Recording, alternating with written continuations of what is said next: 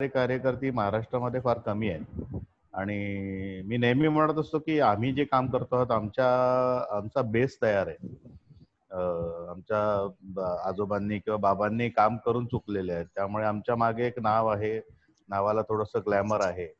पण ही जी नवीन युवा पिढी जी कामाला आलेली आहे किंवा जे स्वतः उभा राहण्याचा धडपड करण्याचा प्रयत्न करते समाजासाठी 100% देत आहेत. म्हणजे कुठे नोकरी करून कुठली समाजसेवा करत नाहीये आणि कुठलंही ग्रँट त्यांना मिळत नाही, कुठल्याही प्रकारची मदत त्यांना मिळत नाही. तर अशा लोकांना आपण सपोर्ट करणं, त्यांच्या पाठीशी उभं राहणं हे प्रत्येकाचं कर्तव्य आहे असं मला वाटतं. फक्त प्रत्यक्ष तुम्ही एकदा जाऊन त्या संस्था बघा, त्याचे तुम्हाला जाण यायला पाहिजे की ती खरंच चांगली आहे की नाही. आपल्या मनात काही नको, म्हणजे कोणी सांगितल्यामुळे आपण आपलं मन बदललं गेलं नाही पाहिजे. त्यामुळे प्रत्यक्ष जाऊन तुम्ही बघितल्यावर तुम्हाला कल्पना येते की तो माणूस किती धडपडीचा आहे आणि किती महत्वाचं काम समाजासाठी तो करतोय. अशा अनेक संस्था आपल्या महाराष्ट्रामध्ये आहेत. त्यातला संतोष एक आहे, तो धडाडीचा कार्यकर्ता आहे आणि उत्तम काम त्याचं चालू आहे आणि अनेकांनी त्याला सपोर्ट करावा अशी मी सर्वांना विनंती करतो. की कारण खूप कठीण असतं खर्च चालवणं, बिना ग्रँटचं काही गोष्टी चालवणं फार कठीण काम असतं.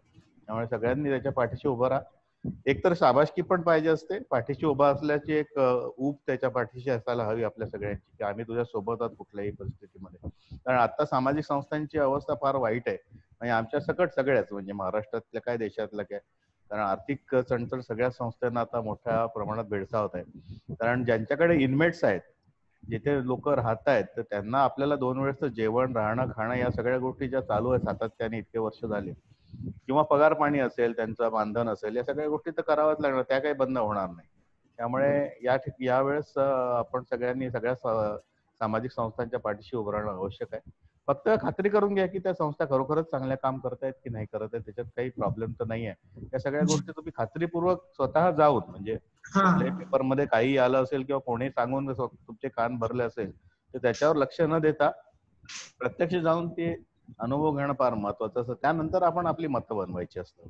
तर मी माझ्या सगळ्यांना विनंती आहे की सगळ्या संतोषला जेवढी तुम्हाला जास्तीत जास्त मदत करता येईल तेवढी तुम्ही त्याला नक्की करा. आणि खात्री आहे की ती कुठेही वाम मार्गाला ती मदत जाणार नाही आणि अनेक लोकांचा, अनेक मुलांचा त्याच्यातून फायदाच होईल. थँक्यू अनिकेत दादा.